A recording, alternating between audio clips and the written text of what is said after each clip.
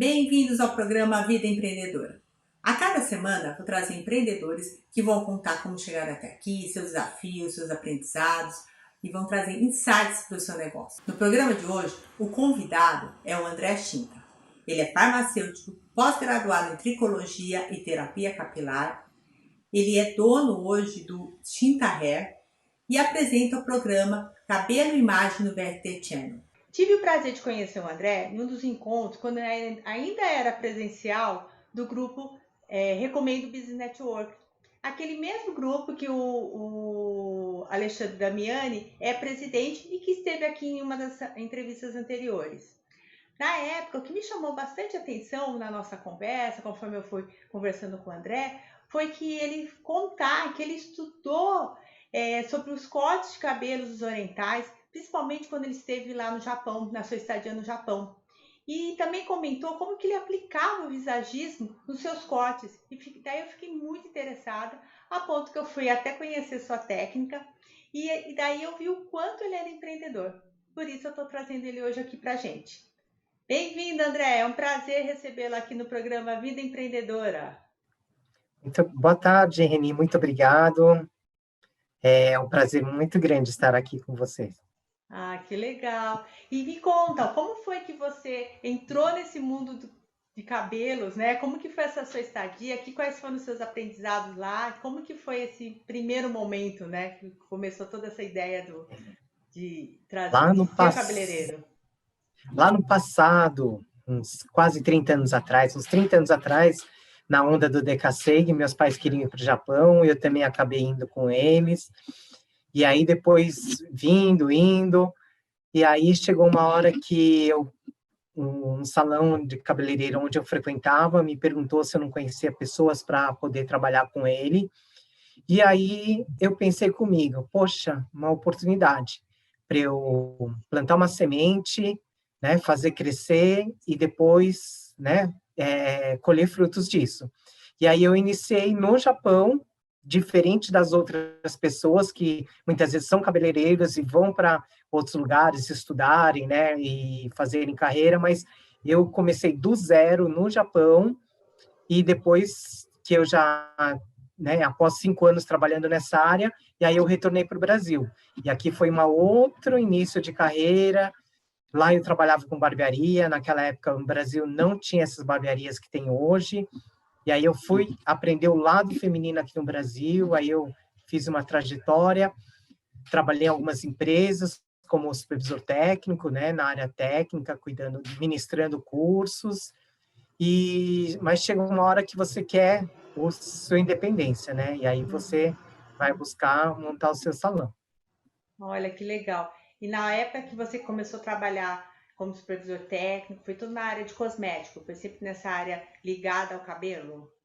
Isso, a primeira empresa que eu trabalhei como técnico foi numa empresa americana, era especializado em alisamentos, em colorações para cabelos étnicos, então era muito engraçado, né, porque um japonês mexendo com cabelo de negras, né, pretos, caracolados, crespos, e crespos de todos os tipos, né, tinha até uma das modelos, eu lembro, era descendente de árabe, né, do Oriente Médio, que o cabelo é super difícil para alisar, então eram uns testes bem legais que a gente fazia.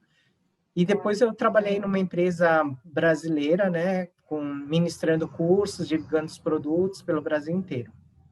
Que legal. E o visagismo, como que entrou na sua vida? O visagismo, eu conheci o Philippe Howell, numa das vezes que primeira edição do livro dele, ele e a esposa dele estavam vendendo lá no stand da Hair Brasil, e aí eu fui, me interessei, eu comprei o livro, mas o curso mesmo eu só consegui fazer depois, em 2011, né, já faz 10 anos. Inclusive, eu fiz uma entrevista com ele para o meu canal, falando de visagismo, né, que ele é considerado o pai do visagismo no Brasil. Então, ele que traz os conceitos, né, de personalidades, com os traços e linhas do rosto, analisando o perfil do rosto. E com tudo isso, né, você vai adaptando ele à cor do cabelo, ao tipo de corte, o que vai se adaptar, não só, né, as pessoas normalmente no salão põem a capa e analisa só essa parte, Mas você, Uhum. né, a pessoa não é só isso, né? Você tem que analisar ela como um todo, o dia a dia dela, como ela se porta, que tipo de ocupação que ela faz, se ela tem que passar uma fisionomia, né, uma impressão mais de séria numa reunião, ou ela quer, e orientar também quando ela quer ir para uma festa, né? Como ela pode ajeitar, fazer uma escova no cabelo para, né, se tornar mais sensual, né? E em cada ocasião, né, ela pode estar se moldando, né, com o seu perfil para aquela ocasião. Que legal, isso é bem interessante mesmo, né? Que a gente imagina que às vezes visagismo é só o rostinho, bonitinho, o cabelo e tudo mais. Mas não, tem toda essa área também social da pessoa, né? A área profissional da pessoa. Isso é bem interessante. E a tricologia? Fala um pouquinho o que é essa tricologia, o que é a terapia capilar, porque você fez uma pós, né? Explica um pouquinho o que é isso, que é bem interessante também. A maioria pensa que tricologia você vai fazer tricô, mas não, né? Tricô é fio, né? E logia é estudo, então nós estudamos o fio, né? Porque o tricô é fio, mas é fio de lã, né? Fio sintético. Nós estudamos o É. fio do cabelo, né? Então, e aí, não só as doenças do cabelo, mas as doenças do couro cabeludo. Então, a gente estuda porque, né, tem várias quedas capilares, por exemplo, tem aquelas quedas que dão repentina por um tempo, e a pessoa pode passar por um período de estresse, depois né, ela vai ter essa queda capilar, pode ter uma queda pós-parto, né, a mulher depois, a gestante, né, depois que tem o bebê pode ter uma queda, tem aquelas alopecias, né, tem as alopecias androgenéticas, que tem vários fatores, hereditários, má alimentação, essas dietas malucas que o pessoal faz, acaba não tendo nutrientes suficiente. Então, o organismo ele é muito inteligente. Primeiro, ele vai nutrir o organismo, e cabelos e unhas são extremidades. Então, muitas vezes, ele deixa para depois. Primeiro, ele vai para os órgãos vitais, né? E quando já chega numa fase de queda, na verdade, você tem que, né, procurar um médico até, porque muitas vezes o organismo já está sinalizando que tem algum problema lá dentro, né, que está faltando alguma coisa, tem alguma irregularidade, e aí depois ele vai sinalizar para o exterior, mas então muitas vezes também ajuda a ser um sinal. Teve uma grande, né, euforia agora por causa do Lucas, do BBB, que ele estava com aqueles buracos na cabeça, todo mundo falando, né, da alopecia areata, que era só por motivos de estresse emocional, mas não é só isso, né? Tem que ter todo um estudo para saber, né, como tratar esses tipos de alopecia. Entendi. Nossa, é um estudo bem interessante. Inclusive, tem até, eu acho que uma especialização, se eu me engano, da medicina que cuida disso, né, agora, né? Não é só É, simplesmente a parte, não é só a parte estética, né? Tem toda a parte também de estudo e tudo mais, né? Isso isso. é bem É, interessante. hoje tem muitos médicos dermatologistas que eles fazem pós, né, residência em tricologia, né? Especialização. Então eles são Isso, tricologistas. Então isso eu eles achei bem interessante. sabem dos problemas de pele e também agora estudam mais a fundo o cabelo, né, e o couro cabeludo para poder estar tratando, né? Uhum. Ah, bem interessante. E André, me conta um pouquinho, conta pra gente como que foi os seus aprendizados, quais foram os desafios quando você estava lá no Japão, estava aprendendo, quando você chegou no Brasil, você quis implantar, né, esse aprendizado, as técnicas, né, como que foi a reação, quais foram os principais desafios e aprendizados seus? Lá no Japão, eu aprendi, eu entrei no salão sem saber nada, como aprendiz, já tinha uma barreira que era o idioma, né? Eu Você não sabia falava, mas japonês na época? não sabia, mas assim, algumas são linguagens técnicas, Ah, né? Então, mas tudo bem, a gente estuda e aprende com o dia a dia. E aí, lá no Japão, é assim, eu comecei lavando toalhas, varrendo o chão, e aí você tem um tempo lavando o cabelo, mas antes de entrar no humano, lava cabelo de boneca, simula que você está olha. lavando a Hum. posição, e aí depois você começa a lavar o cabelo do dono do salão, né, de algum funcionário. Mas eu lembro que quando eu já estava atendendo cliente, já tinha aumentado o dono do salão, né, que hoje já é falecido, mas ele sempre, uma vez por semana, mais ou menos, ele falava para lavar o cabelo dele. E Olha. sempre ele falava assim, faltou esfregar a nuca, faltou o contorno, as Uhum. têmporas. Aí falava assim, tá muito forte, tá muito fraco, né? E muitas vezes ele falava também, tá sem ritmo, né? A lavagem. Então, Ah, tudo isso, porque a lavagem para o cliente sentir já uma sensação, né, de relaxamento, uma sensação, né, que ele vai se entregar assim, né? Vai se despreocupar da vida e tá ali, o momento dele no interessante. salão, né?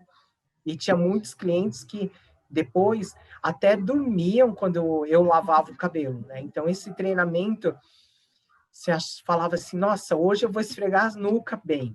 Aí eu esfregava, ele falava assim, hoje não lavou direito as têmporas. Ah. Aí outra vez eu caprichava nas têmporas, caprichava nas nucas, e ele falava assim, não tá um ritmo bom, tá balançando muito a cabeça. Então, mas assim, depois você vê, né, que o japonês ele tem um lema assim, né? Enquanto eu tô pegando no pé, ele tem jeito.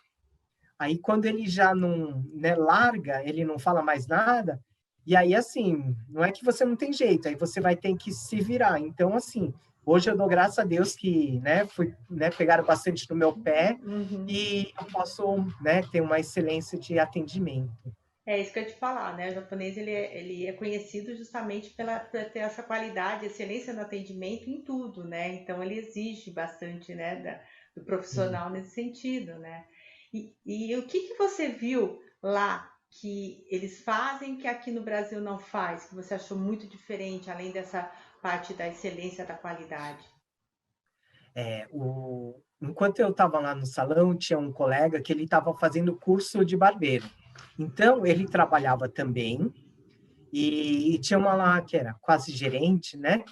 Ela também tinha feito. E eles faziam um curso à distância. Então, eles recebiam material, naquela época era 30 anos atrás, né, pelo correio, aí eles estudavam, eles faziam prova, eles enviavam para a escola, e aí, depois de um certo tempo, eles tinham um estágio presencial lá.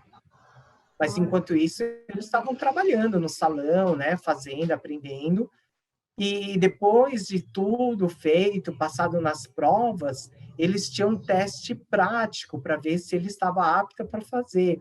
Mas esse teste era meio que padronizado, era um corte de cabelo e fazia uma escova, tudo, né? Então eles tinham um padrão que eles tinham que seguir. Era meio quadradão assim o teste, mas era a base de tudo que ele tinha que, né, fazer ali, por mais que não, né, não fosse um corte moderno, tudo, mas era a base, saber se ele sabia a base, né? E diferente, isso levava no mínimo 2 anos para uau! depois fazer a prova, e lá, depois que você tem o diploma, você tem que trabalhar no mínimo 3 anos em algum lugar para você poder abrir o seu próprio salão. Uau! Diferente do Brasil, que aqui É. você faz o curso, 6 meses você já tem um diploma. Se for um lugar mais ou menos, vai demorar um ano e pouco, mas é difícil. E, e você já pode trabalhar, né? E aqui a gente não tem não é regulamentado o serviço, a profissão de cabeleireiro, Uhum. né? Então não tem nenhum curso técnico, nenhum curso, né? Hoje tem um curso superior, mas é de visagismo, com estética, mas não é o cabeleireiro, né? Então, o cabeleireiro, na verdade, como não tem um curso regulamentado, a pessoa não precisa ter o segundo grau para fazer. Então, isso aí fica bastante difícil, porque o cabelo, ser cabeleireiro, não é só cortar cabelo. Você está mexendo com uma tinta, você está mexendo com alisante, você está mexendo Uhum. com uma progressiva, e tudo isso é química, né? Sim, e Então, a você, por pessoa ser pode ter uma. farmacêutico, você sabe muito bem essa importância, né? O quanto que isso reflete no organismo, né? Nas pessoas. Então é Aí bem depois, interessante você hoje, ter unido o lado prático do que você gosta, né, que é ser cabeleireiro, com a teoria. Isso é bem interessante isso. mesmo. E E assim, aí quando hoje, com essa onda, né, de muita progressiva, muita química, uma porque né, o pessoal quer fazer em casa, acaba estragando, então esse campo da terapia capilar tem aumentado muito, porque o pessoal tem estragado muito o cabelo e danificado também o couro cabeludo, né? Então, muitas vezes a pessoa estraga, né, digamos assim, a matriz, né, do cabelo, porque o folículo piloso é dentro da pele, sim, mas faz microlesões, acaba, né, lesionando, que acaba penetrando e muitas vezes, né, acaba ficando sem cabelo, ou a queda de cabelo fica muito exacerbado e tem que tratar. exatamente, isso que é o perigo, né? E assim, o que você viu no período que você esteve no Japão, vendo um empreendedor tão perto, que era teu chefe, e outros até, o que você pode Sim. destacar de diferença? Tudo bem, faz um tempo, mas qual que era a diferença que você viu entre os empreendedores no Japão e os empreendedores aqui no Brasil? O que você viu de diferente que chamou a atenção? Olha, eu trabalhava num salão, eu morei numa cidade interior chamada Gotemba, na província de Shizuoka, Ken, mas o interessante é assim, que eu trabalhava num salão que era considerado um dos maiores lá também, ele tinha 6 poltronas, então, assim, cada poltrona, na verdade, ele era assim, você apertava um botão, ele subia, ele descia, ele reclinava, e aí você pisava um botão, a cadeira girava. No inverno a gente podia ligar aquecedor, então ele tinha um aquecedor na parte da perna do cliente. Na hora de fazer barba tinha um vaporizador, toalha quente. Então, assim, Nossa, além desses cuidados que tem no tratamento, né, aliado à tecnologia, né? Então, há 30 anos atrás, lá já existia assim, máquina de cortar cabelo sem fio, né? Que hoje tem aqui e muitas são importadas, mas é, além do material ser muito bom, a qualidade dos materiais, né? Então, as minhas tesouras, praticamente 100% são trazidas de lá. Tem uma que eu comprei nos Estados Unidos, mas também é de origem japonesa, a lâmina. As que eu comprei aqui, as chinesas, iranianas, não serve, né? Na verdade, você corta um tempo e são meio que descartáveis, né? Acabou o corte, já era. Então, assim, a organização lá também, o pessoal marca horário, vai, se você chega sem horário marcado, então, um atendimento assim, né? Tinha um cliente que ele sempre chegava, ele já pedia chá, então a gente passava o chá na hora para ele, né? Tem um café. Então, esse atendimento é bem legal, né? Hoje, aqui no Brasil, quem trabalha um pouco nessa linha, né? Tipo, termina de lavar, faz uma massagem nas costas, né? No ombro, uhum, é o Sorro, né? Então, é um japonês que veio do Japão, então ele veio trazer o sistema de lá para cá. Então, quando eu vim do Japão também, conheci o Ijima-san, e aí acabei, né, vendo outros lugares para trabalhar, e o Sorro era bem o que eu, né, já tinha muitos aprendido lá, então eu tive um tempo bem rápido no Sorro, porque eu já conhecia mais ou menos o estilo, né, então para eu uhum. subir, terminar o curso foi bem mais assim, não foi fácil, mas foi mais rápido. Que legal, é bem interessante mesmo. Apesar de ser há um bom tempo atrás que você esteve lá, você trouxe coisas que na época não eram comuns no Brasil, né? E isso é interessante. Uhum. Realmente, o Sorro no Brasil foi uma referência, né? Quem não gostava de ir lá e receber uma massagem enquanto ia cortar, lavava o cabelo, né? Era bem Foi, isso. Hoje já é mais comum você ver outros foi. salões já fazendo esse tipo de atendimento, aquele atendimento também que você falou, passar na hora um chá, alguma coisa, você já tem isso hoje. Mas se a gente Hoje. comparar naquela época, realmente, né, são todas inovações que não existiam ainda aqui. Então é bem interessante. E daí você também está fazendo esse programa, né, Imagem e Cabelo. Como que você está sentindo? Quais são as suas emoções de fazer um programa stream, né, no canal stream?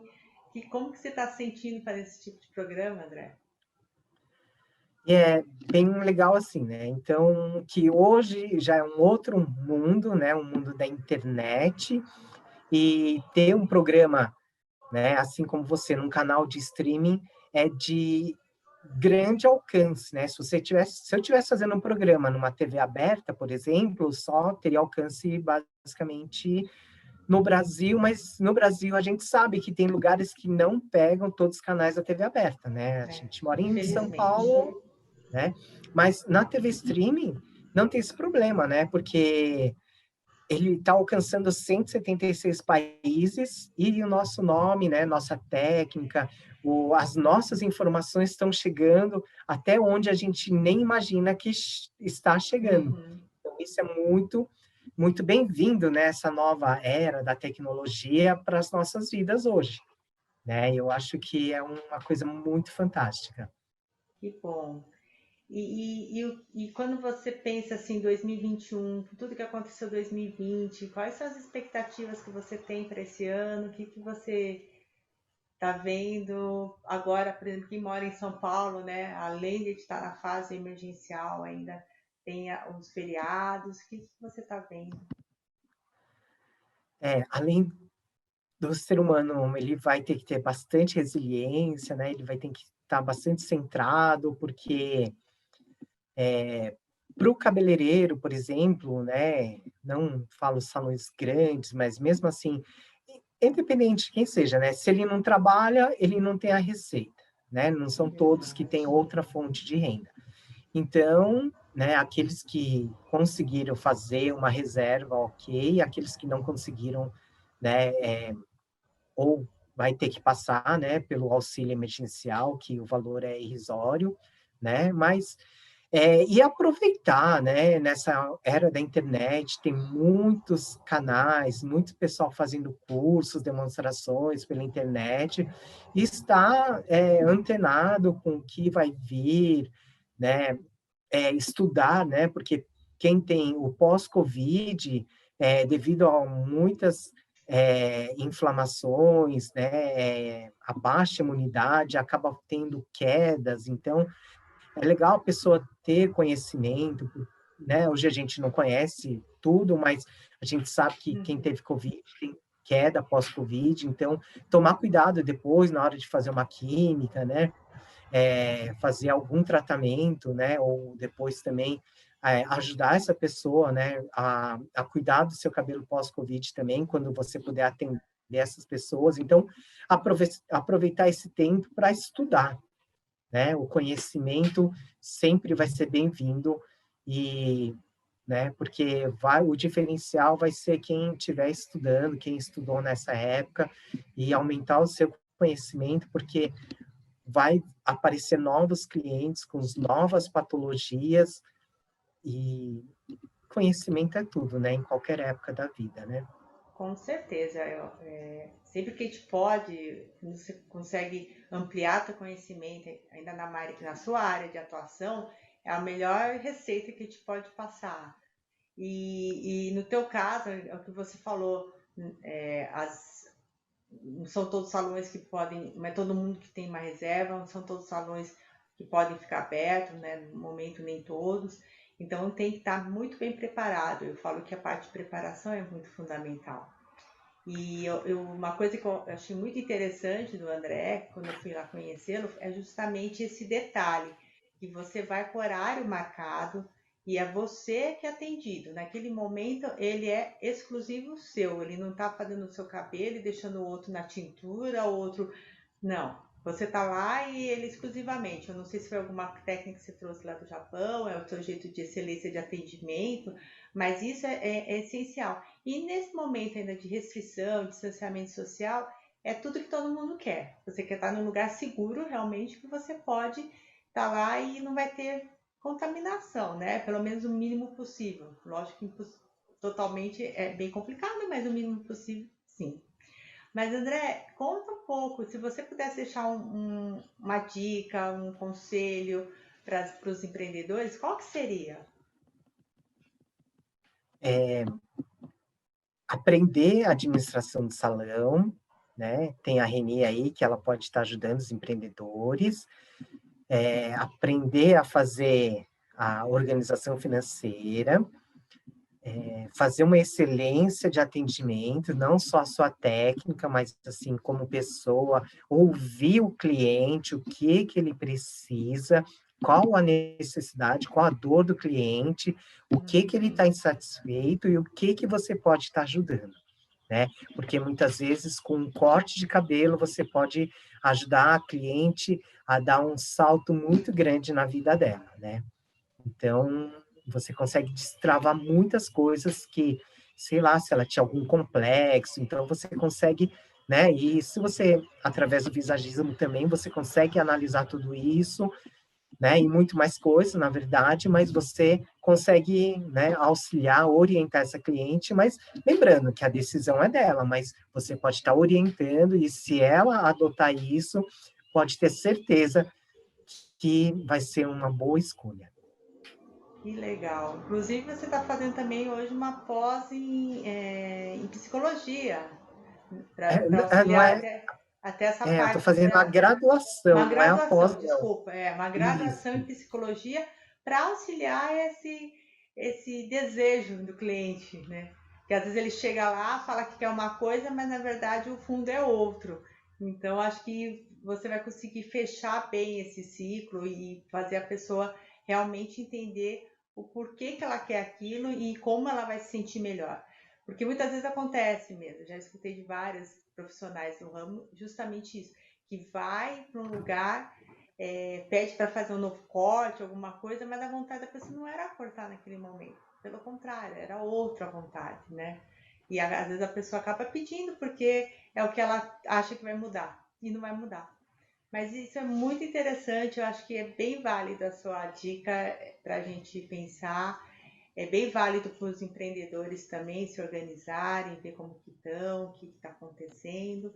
E principalmente para quem é da tua área, que precisa mesmo se organizar, principalmente financeiramente. Que eu vejo hoje que são ótimos profissionais, têm ótimas habilidades, muitos fizeram muitos cursos interessantes, mas na hora de administrar o seu negócio, de fazer o seu negócio crescer, de fazer o seu negócio ser estruturado, né, embasado, fica um pouquinho a desejar e daí no momento de uma pandemia como agora, acaba sofrendo muita consequência. Realmente, você tem razão.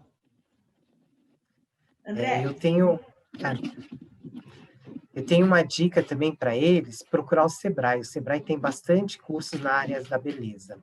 E é gratuito, assim, principalmente agora, tem bastante cursos online, são todos gratuitos. Depois eles também têm um horário para fazer a consultoria. Eu tenho participado de alguns e tem sido bem legal, viu, Reni?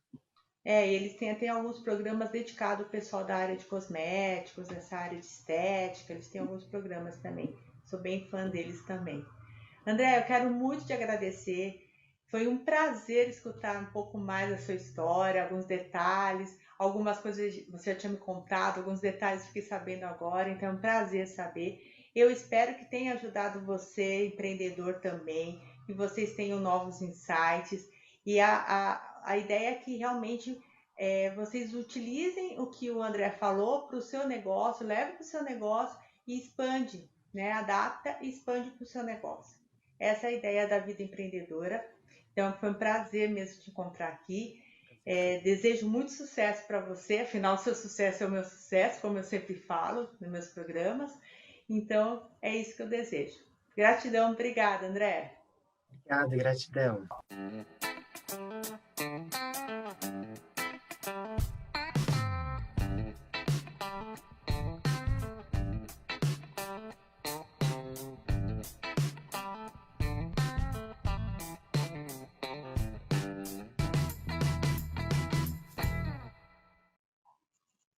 O André Shinta nos trouxe um pouco da história do tempo que ele passou lá no Japão, que são muito interessantes.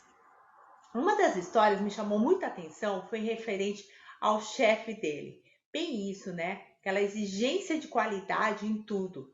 E daí me fez lembrar de um filme chama O Sabor de uma Paixão. É um filme de 2008 que conta a história de uma americana que vai para Tóquio justamente para encontrar o namorado dela e ele termina o namoro com ela e deixa ela sozinha.